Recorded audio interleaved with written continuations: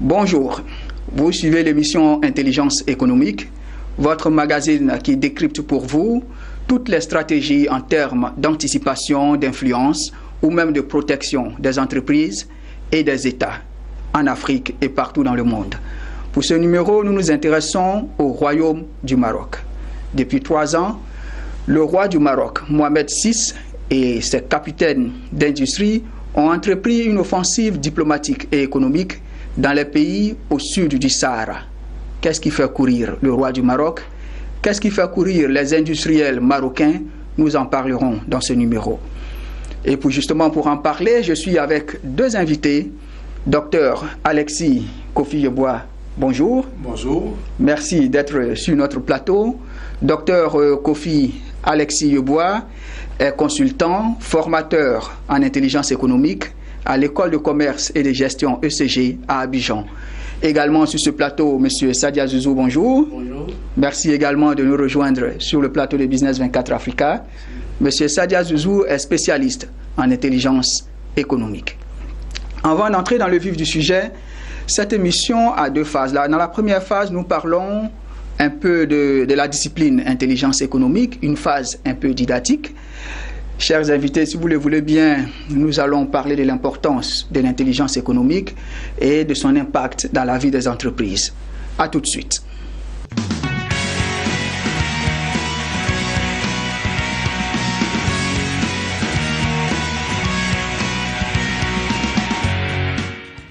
Dans notre précédent numéro, nous parlions de l'importance de l'intelligence économique et vous étiez nombreux à réagir sur notre page Facebook et sur les réseaux sociaux en ce qui concerne l'importance de l'intelligence économique. Alors, docteur Yeboah, l'intelligence économique, à quoi fait-on allusion? Merci pour cette question. L'intelligence économique, comme nous l'avons dit, précédemment, est une science qui se veut... une science qui veut que les entreprises puissent capter les signaux faibles. Mais pour pouvoir bien comprendre, si vous permettez, oui, nous pouvons aborder les 3 dimensions essentielles de l'intelligence économique. D'abord, la définition, c'est pour capter les signaux faibles en vue de conférer à une entreprise donnée des avantages concurrentiels, décisifs, défendables et durables. Quand vous parlez de signaux faibles, à quoi devons-nous nous attendre? Les signaux faibles, ce sont des informations, ce sont des données que nous ne pouvons pas percevoir d'emblée. Donc, il n'y a que les personnes qui sont préparées, qui sont formées, qui ont les oreilles préparées, qui ont les yeux préparés, qui peuvent les capter. Les signaux faibles, ce sont les informations qui sont essentielles, qui peuvent être une phrase, ça peut être un mot, ça peut être un chiffre, et alors il faut être préparé. Voilà. C'est ça les signaux faibles, parce que les signaux faibles ne viennent pas seuls, ne viennent pas avec un grand bruit. C'est fait parce que tout le monde ne l'entend pas. Voilà.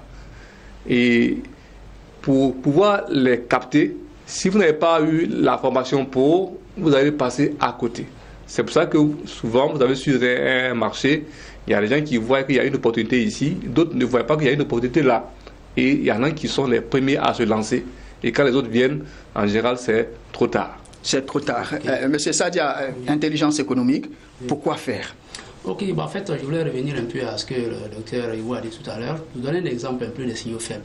Et puis par le passé, on parlait d'attentats déjoués, soit par exemple dans les pays, soit par exemple au Mali, au Burkina, etc. etc. Alors donc, ça aurait pu mettre la puce à l'oreille à certains responsables, certains acteurs économiques dans le domaine, je prends l'exemple du domaine hôtelier, pour savoir que si on a attaqué un hôtel, soit par exemple,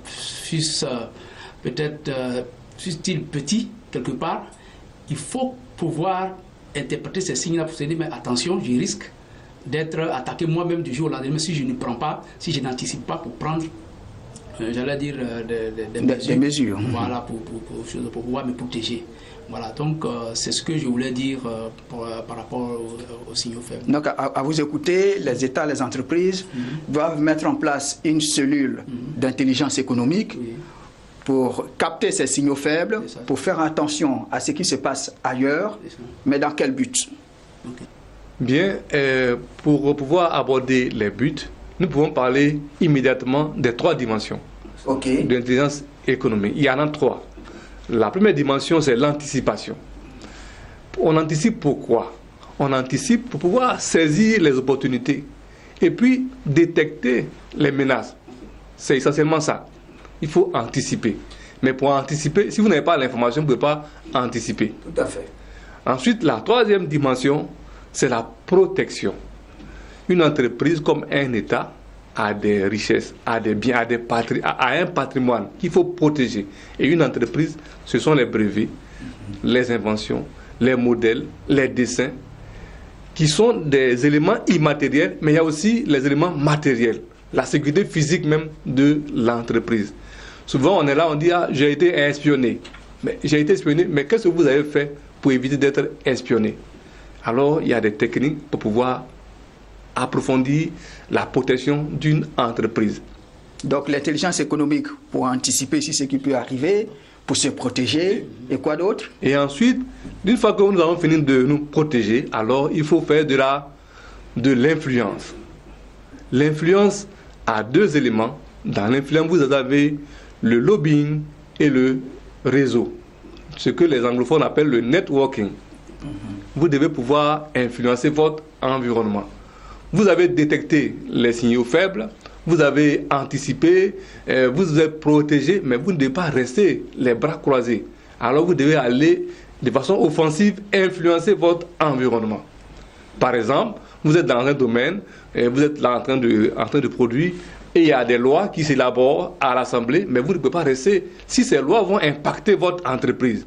Donc vous devez mettre en place un système d'influence pour que les lois qui vont sortir n'impactent pas négativement votre activité. C'est ça de l'influence. Ok, moi je peux prendre le relais pour ajouter un peu. Oui, allons. Pour que nous puissions coller à l'actualité, j'allais dire brûlant actuellement. Nous avons vu le problème avec les sociétés on appelle ça agro-business. Tout à fait. Ok, nous avons vu beaucoup de nos compatriotes qui ont investi beaucoup d'argent, qui ont fait des placements dans ces structures. Il y a aussi certains dirigeants de ces entreprises-là à qui appartenaient ces entreprises, qui employaient des Ivoiriens. Et je pense que si il y avait eu une structure, si les gens avaient pris ces dispositions-là, ils auraient su par exemple que l'État qu'il avait une possibilité pour l'État d'enquêter sur leur activité et que ces enquêtes-là pourraient certainement aboutir à ce qui est arrivé aujourd'hui, par exemple. C'est-à-dire l'arrêt des activités, l'État demande le remboursement des souscriptions. Et depuis, bon, c'est le branle-bas. C'est le branle-bas. Mais ça, c'est la partie visible de l'iceberg. Parce que quand on ne fait pas ce genre de démarches-là, les conséquences sont vraiment incalculables. Il y a ce qu'on sait, ce qui est visible, c'est-à-dire les personnes qui ont souscrit, qui n'ont pas encore été remboursées, qui sont en train d'être remboursées. Mais il y a par exemple ces structures d'agro-business qui ont acheté du matériel pour pouvoir investir soit par exemple dans l'agriculture et ce matériel-là soit par exemple bloqué au port. Il y a quelqu'un qui m'expliquait hier c'est un ami qui est proche d'un des responsables des entreprises d'agro-business. Il disait qu'il a créé des plantations à Yamoussoukro. Ces plantations-là sont arrivées à un moment où il fallait les arroser et aussi à créer des étangs piscicoles. Donc les poissons ont besoin, au moment où les poissons ont besoin d'être nourris et aussi les champs d'être arrosés pour que ces plantes-là puissent pousser. Vous voyez, aujourd'hui, les comptes des entreprises d'agro-business ont été gelés. À vous écouter, ils auraient mis en place une cellule d'intelligence économique. Et plus précisément de veille. Voilà. Une cellule de veille. C'est ça. En fait, pour ne pas se laisser surprendre. Parce que là, ils n'ont pas vu venir. Hein. Exactement, ils n'ont pas vu venir puisque ils partaient sur. C'était un fleuve tranquille. La vie de l'entreprise n'est pas un fleuve tranquille. Donc, il faut des gens, des spécialistes en intelligence économique qui veillent presque tout le temps. Et je pense que s'ils l'avaient fait, s'ils avaient un système, un networking très développé, même si la décision de l'État n'était pas encore rendue publique, ils auraient pu, à travers certains signaux faibles, anticiper et puis peut-être agir sur la décision de sorte que l'État ne puisse pas prendre cette décision-là, parce qu'il faut savoir aussi que cette décision aussi a des conséquences, il y a des enjeux vraiment très très très importants sur l'emploi, etc., etc. Merci beaucoup, merci M. Sadia, merci Dr Kofi. Donc vous l'aurez compris, l'importance de l'intelligence économique pour les entreprises et pour les États est capitale. Nous allons maintenant passer à la deuxième phase de cette émission, le cas pratique, le cas du Maroc, comment le Maroc, le Royaume du Maroc, a su profiter de ces stratégies d'intelligence économique pour s'implanter partout en Afrique. Nous en parlerons dans la suite de l'émission.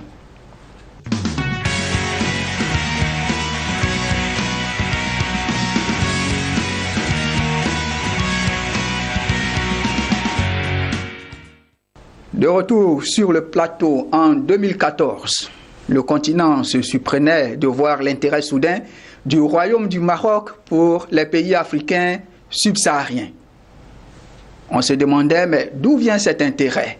Eh bien, 3 ans durant, le Royaume du Maroc, avec à sa tête le roi Mohamed VI, accompagné de ses capitaines d'industrie, a entrepris une tournée, une offensive diplomatique et économique dans plusieurs pays africains, Mali, Guinée, Côte d'Ivoire, Gabon, et même Rwanda, Tanzanie, Éthiopie. Qu'est-ce qui fait courir le Royaume du Maroc? Nous en parlerons, et toujours avec nos 2 consultants, docteurs. Qu'est-ce qui explique cette tournée du roi du Maroc, cette offensive économique et diplomatique? Bien. En fait, il faudrait dire que le Maroc est un pays c'est un royaume, donc c'est un pays qui est stable et qui a à sa tête aujourd'hui un roi qui est jeune, dynamique et bien formé. Il ne faut pas oublier que le roi est docteur en sciences juridiques, il a une licence en stratégie, il a fait des stages à l'Union européenne auprès de Jacques Delors, donc c'est quelqu'un qui connaît ce que nous appelons la guerre économique. Il connaît ce qu'on appelle la diplomatie. Et ce roi a engagé tout son pays, l'appareil économique et diplomatique de son pays, à la conquête des nouveaux marchés. Alors là, vous avez fait sortir le mot conquête. Donc vous pensez que nous avons affaire ici à une conquête économique? Exactement.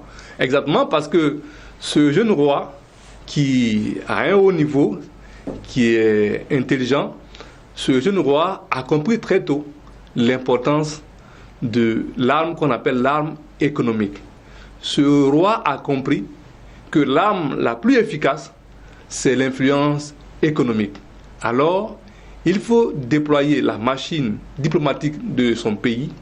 Il faut dire que le Maroc a à peu près 25 représentations diplomatiques en Afrique, dont il y a 21 représentations en Afrique noire. Du coup, le roi est à l'aise. Quand il voyage en Afrique, il a une antenne partout.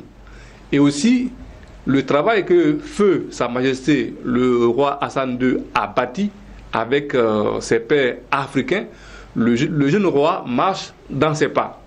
Et étant un intellectuel brillant, un homme d'affaires pointu, alors il mobilise toutes les entreprises de son pays pour pouvoir conquérir les différents marchés. Et ce qui est intéressant, c'est que le roi a compris que après le vide qu'a laissé Kadhafi, après ce qui s'est passé en Libye, il y a une place à prendre. Kadhafi, qui à l'époque était le guide africain, donc qui était un peu comme le père du panafricanisme. Exactement. Et qui avait mis en place une organisation. Donc, avec son décès, il y a un vide. Il y a un vide. Et le roi a compris qu'il faut remplir ce vide. Donc Mohamed VI saisit l'occasion, il veut remplacer Kadhafi. Ça, c'est pour faire de l'influence.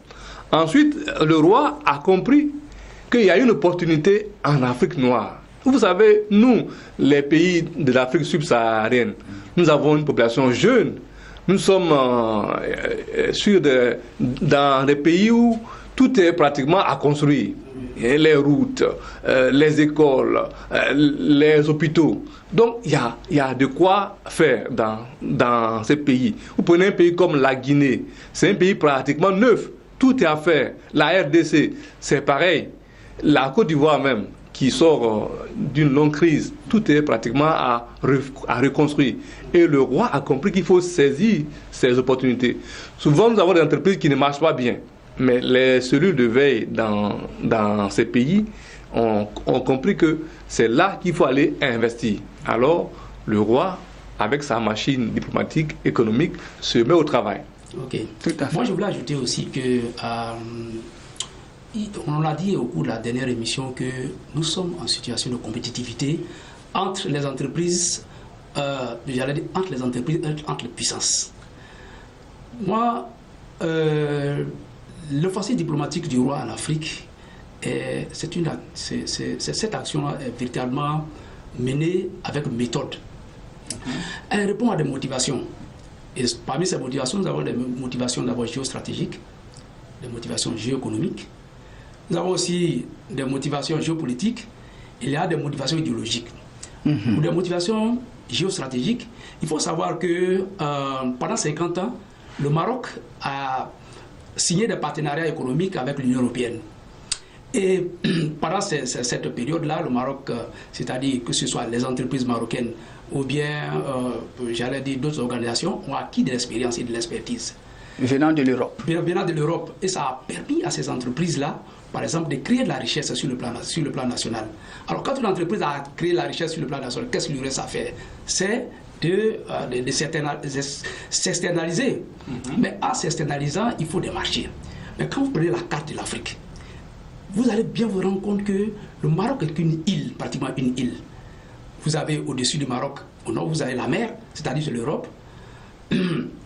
À gauche, vous avez le Sahara occidental qui ne lui appartient pratiquement plus ou pas.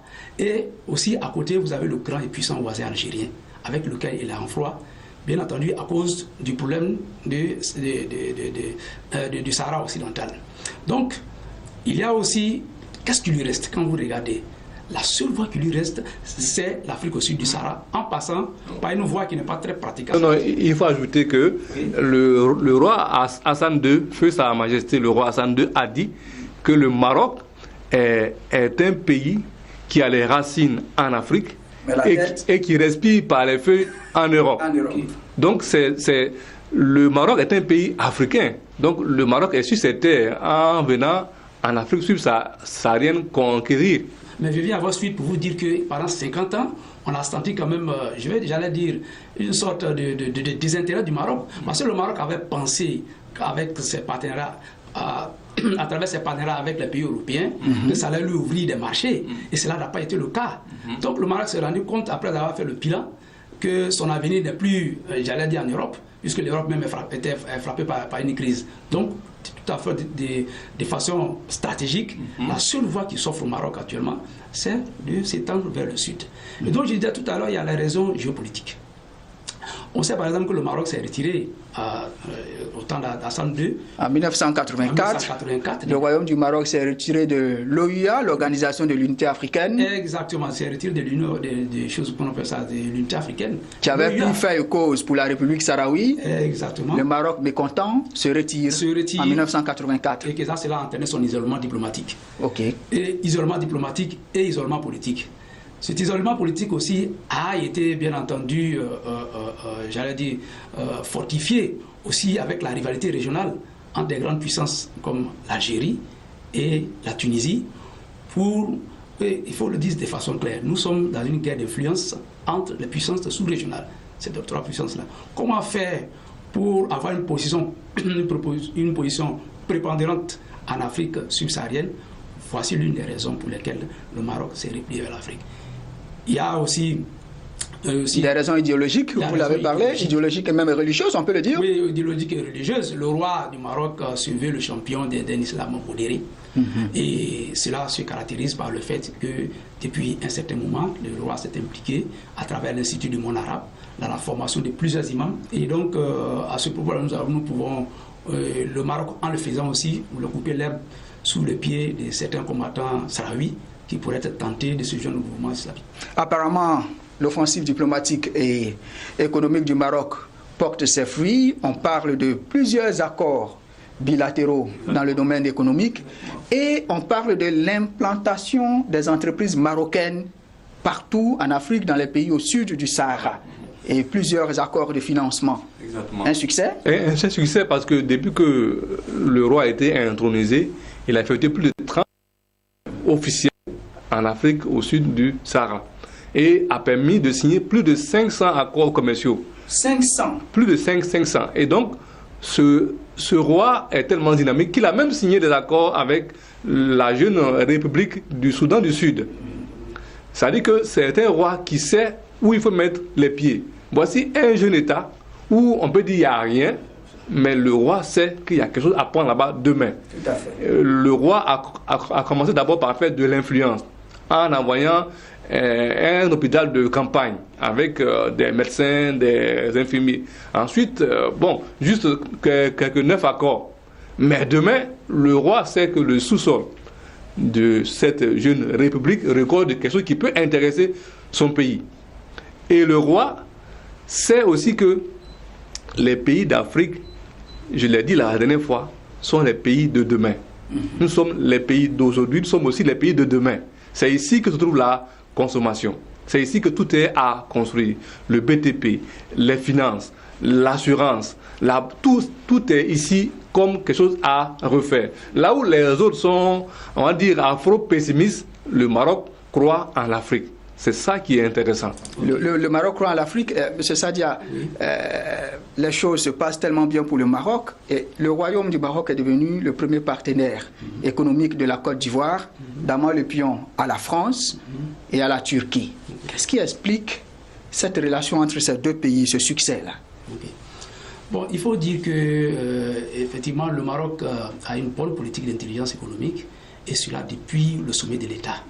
Donc cela dit, ça lui a permis de s'appuyer sur ses forces et aussi de pouvoir d'utiliser les opportunités afin de parvenir à ses buts. Ce sont des buts stratégiques. Donc, je vais dire que le Maroc entretient des relations décomplexées avec les dirigeants africains. Et aussi... Par relation décomplexée, est-ce que j'y arrive? Vous attendez quoi? Donc, par relation décomplexée, il faut entendre que le docteur Ivo a dit tout à l'heure que le roi Hassan II disait que le Maroc a ses pieds en Afrique et la tête en Europe. Donc, ils sont considérés avant tout comme des frères africains. Alors que les relations, par exemple, avec les puissances occidentales, peuvent être assimilées à des relations de colonisateurs à colonisés. Donc ça fait que quand on est en affaire avec les Marocains, on est sûr d'être en affaire avec des frères. Tout à fait. Donc, voici aussi l'un des aspects aussi qu'il faut prendre en compte. Et puis aussi un élément très important, ayant développé la veille, ayant développé l'intelligence économique à un tel niveau, ils savent par exemple aujourd'hui que nous sommes en train d'entrer dans une nouvelle ère, l'ère de la connaissance, l'ère du savoir. Et c'est pour cela que le Maroc accorde, il y a près de 7500 étudiants africains au Maroc actuellement, dont 68% sont des boursiers de l'État marocain. Oui, mais apparemment on a l'impression que le royaume du Maroc dépense de l'argent pour ces boursiers africains. Maintenant, vous dites que c'est stratégique. Mais bien entendu, c'est stratégique. Ça fait partie, j'allais dire, des outils que nous utilisons en intelligence économique. Il y a une arrière-pensée derrière cela. Rien n'est gratuit. Nous sommes en économie, vous comprenez. Donc, ces dirigeants-là, ces élites-là qui sont formées d'humains, sont des personnes qu'on peut utiliser, par exemple, pour avoir du renseignement économique, par exemple. Parce qu'en Afrique, nous n'avons pas de tradition écrite. Donc, on n'a pas de data, on n'a pas de big data, mais on a des relations qui sont des relations humaines. Donc, ces renseignements humains-là sont beaucoup plus sûrs que des renseignements qu'on pourrait avoir, j'allais dire, dans les bases de données ou bien dans des big data. Donc, voici pourquoi le Maroc a compris l'importance stratégique de l'éducation, étant donné que le Maroc lui-même en a profité pendant les longues années où il était en contact avec l'Europe, où beaucoup de Marocains sont allés se former en Europe pour apprendre des techniques modernes de gestion dans des domaines très pointus. Voilà. Oui, docteur Hubois, qu'est-ce qui explique que le Maroc soit passé en tête? On s'imagine le partenaire traditionnel de la Côte d'Ivoire, c'est la France. Exactement.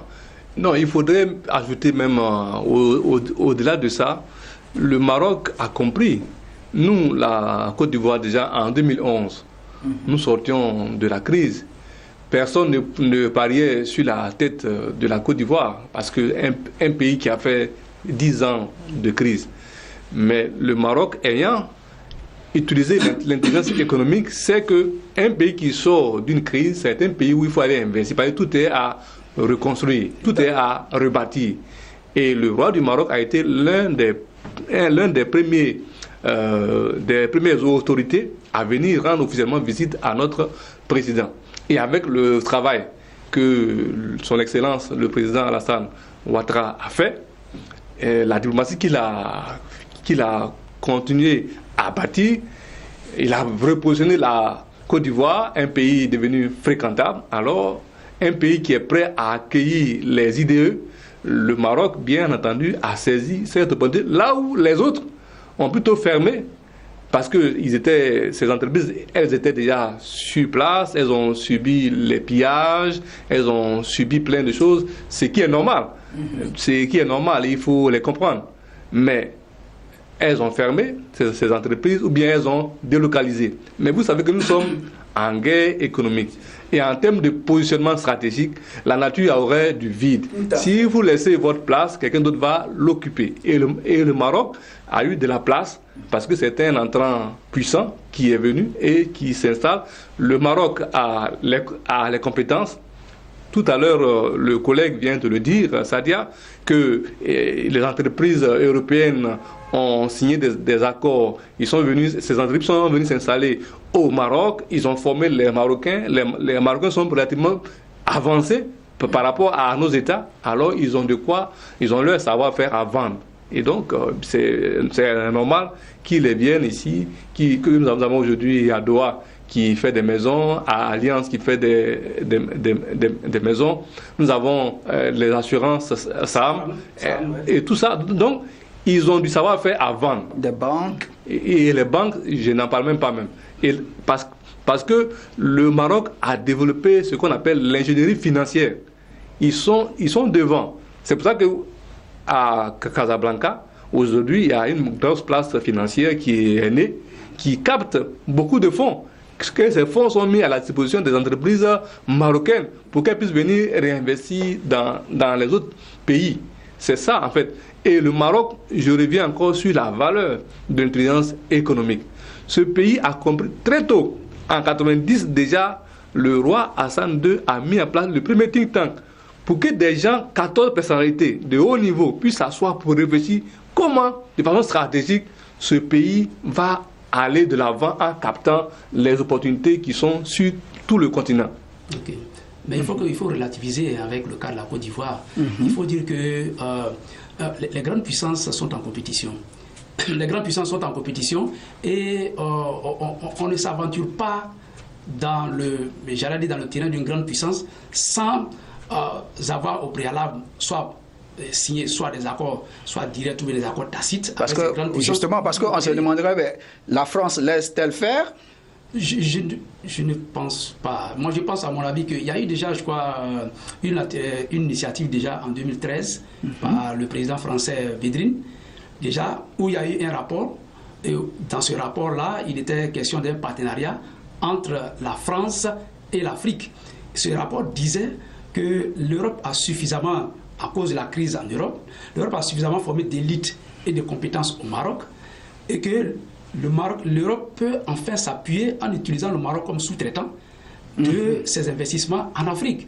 Donc il faut bien savoir que la plupart, certaines des entreprises qui opèrent en Afrique francophone, en Afrique au sud du Sahara et dans les autres parties de l'Afrique avec succès, ce sont des entreprises qui ont des participations, qui ont des capitaux français en interne. Donc je veux dire que cette avance du Maroc, c'est vrai, mais à une certaine mesure, il faut la relativiser. Les entreprises françaises ne sont jamais trop loin. Les entreprises françaises ne sont jamais trop loin et tout laisse croire que c'est, j'allais dire, c'est un peu comme un partage. Et j'allais dire une sorte de division où quelquefois la grande puissance laisse faire un peu dans certains domaines pour permettre à d'autres de pouvoir jouer un peu. Donc voici un peu ce que moi je... Nous sommes en intelligence économique. Tu laisses faire l'autre, oui. Il risque de t'avaler dans l'avenir. Bien entendu, mais c'est de façon contrôlée. Le risque est là. On le laisse, mais c'est de façon contrôlée. Voici, s'il y a des marchés, par exemple, sur lesquels on ne veut pas aller, on peut pousser, soit par exemple de façon directe ou indirecte, un de nos sous-traitants à y aller. Et ça peut être le cas. D'accord, d'accord. Donc, que le Maroc soit un sous-traitant ou pas, le fait est que l'offensive diplomatique et économique du Maroc est en train de porter ses fruits. Alors, question, cette offensive a besoin de moyens. Où est-ce que le Maroc enlève ses fonds? Le royaume est-il aussi riche que nous le pensons? C'est vrai, c'est une bonne question. Nous ne pouvons pas épuiser cette question sur ce plateau, mais ce qu'on peut dire déjà, les entreprises marocaines ont eu une croissance continue pendant plus de 10 ans. Donc cela suppose que ces entreprises ont créé de la richesse. Ces entreprises sont capables de se déployer après avoir créé de la richesse sur d'autres marchés, ce qui est normal. Et il faut aussi dire que le Maroc a accueilli beaucoup d'entreprises étrangères. Il y a beaucoup d'entreprises étrangères qui sont venues s'installer au Maroc, qui ont accompagné les entreprises marocaines, qui les ont aidées, qui les ont formées. En plus de cela, cela les a aidés à accroître leur capacité en termes de moyens, en termes d'équipement, en termes de savoir-faire, en termes même de financement. Et ces financements sont aujourd'hui sont investis dans les autres pays. Mais il n'y a pas que ça. Il n'y a pas que ça. Nous savons que le roi du Maroc lui-même est un homme très riche. C'est un homme très riche. Et on dit que c'est un homme d'affaires. C'est un homme d'affaires. Puissant. Et il y a même un redoutable homme d'affaires. Redoutable homme d'affaires. Le roi du Maroc, d'après le classement du journal américain Forbes, qui occupe la 7e place parmi les monarques les plus riches dans le monde. Et aussi, la monarchie marocaine, de façon générale, détient une société qu'on appelle la SNI, dont on ne parle pas souvent, la Société nationale d'investissement. Cette société nationale est une holding qui coiffe divers secteurs d'activité qui partent de l'agroalimentaire, des mines, de la banque, etc. etc. SNI contrôle la plupart des grandes entreprises marocaines que nous connaissons, telles que Attija Warifa, BMCE Banque, et aussi d'autres entreprises que nous connaissons. Donc, votre première question a parlé tout à l'heure du roi. Et je crois que Mehdi Zoubi, qui est le président de Bouzikeli, disait que le roi est leur premier ambassadeur. Donc, je veux dire, d'abord, nous avons un roi qui n'a pas de complexe, qui ne se contente pas d'inaugurer les chrysanthèmes, c'est-à-dire qui n'est pas contraint, j'allais dire, à des tâches purement protocolaires, mais qui est lui-même d'abord un homme d'affaires. En même temps aussi, c'est un militaire, n'oubliez pas qu'il est général d'armée aussi. Donc, toutes ces choses mises ensemble font que le roi a cette force-là. Donc, sur le plan interne, d'abord, il y a de l'argent, ils ont des fonds pour pouvoir faire ce travail. Sur le plan régional, nous avons aussi l'appui des fonds, des fonds souverains arabes, tels que le fonds qatari, le fonds koweïtien, et tous ces pays-là, qui sont des pays membres du Conseil de coopération du Golfe, sont ces pays-là investis massivement dans le Maroc. Donc, sur le plan régional, il y a une source de revenus. Troisième point, c'est sur le plan international. Sur le plan international aussi, nous avons beaucoup d'entreprises sur le plan international, je dis, considèrent le Maroc comme leur point d'entrée en Afrique. On va citer par exemple les équipementiers dans le domaine de l'aéronautique, c'est-à-dire on va citer des compagnies comme Boeing, l'américain Boeing, le canadien Bombardier, qui ont créé des entreprises et qui ont fait des outsourcing, c'est-à-dire créé des entreprises de sous-traitance au Maroc. Et l'année de même aussi pour les constructeurs comme PSA et Renault. Renault a une usine à Tanger. Les Chinois sont en train de construire une ville industrielle sur 2000 hectares. Et cette ville toute nouvelle qui a été créée de toutes pièces va accueillir près de 300 000 personnes. C'est un parc technologique de haut niveau donc, qui va être créé. Et donc aujourd'hui, on estime que la Chine a investi près de 10 milliards, j'allais dire, au Maroc. D'autres pays, d'autres puissances, avec les autres puissances, les BRICS par exemple, sont intéressés. La Russie et autres veulent vraiment mettre le pied en Afrique, en Afrique bien entendu, par l'intérieur du Maroc. Et donc ils veulent utiliser le Maroc comme un hub pour pouvoir, bien entendu, investir en Afrique. Donc voici l'origine. Donc le Maroc, la porte d'entrée de l'Afrique. Et même juste pour compléter, parce que le fait même d'avoir mis en place une place financière puissante à Casablanca suffit pour capter les fonds, pour les mettre à la disposition des entreprises. Et pour la question que vous venez, le Maroc est la porte dans certains pays stables. La stabilité est tellement importante. Vous voyez, c'est un pays qui n'a pas de relations chahutées avec les autres nations. Et le royaume du Maroc a échappé au printemps arabe, Exactement. ce qui est arrivé en Tunisie, ce qui est arrivé en Libye, dans le royaume du Maroc, stable. Exactement, ils ont su faire les réformes à temps.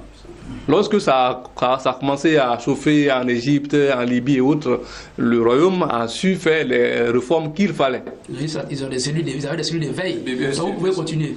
Non, mais je pense que c'est ça. En fait, il faut anticiper. Nous revenons encore à l'intelligence économique. Il faut anticiper.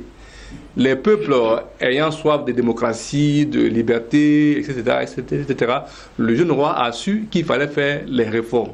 Et aujourd'hui, il y a une nette séparation entre ce que fait le chef du gouvernement et ce que fait le roi du Maroc. Merci, chers invités. Et notre émission tire à sa fin. Et une question, jusqu'où ira le royaume du Maroc? Monsieur Sadia. Les Anglais disent that is the question.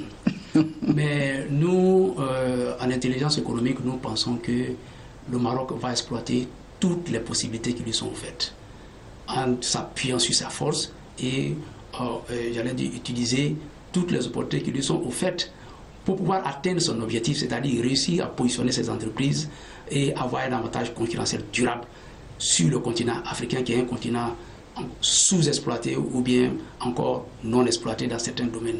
Et je pense, moi, à mon humble avis, que ce n'est pas encore fini. Le Maroc ira très loin. C'est vrai qu'il y a des zones qui peuvent être qualifiées de zones rouges, soit par l'Afrique du Sud, et aussi, bien entendu, il y a le rival marocain, plutôt le rival algérien et tunisien. Qui s'est réveillé avec un forum économique africain récemment. Bien entendu aussi. L'Algérie se réveille petit à petit. L'Égypte est là aussi. Alors donc, il faut dire aussi que ces pays aussi ne vont pas dormir et ils ne dorment pas. Ok. Docteur? Pour moi, je dirais qu'il faut compter avec le Maroc.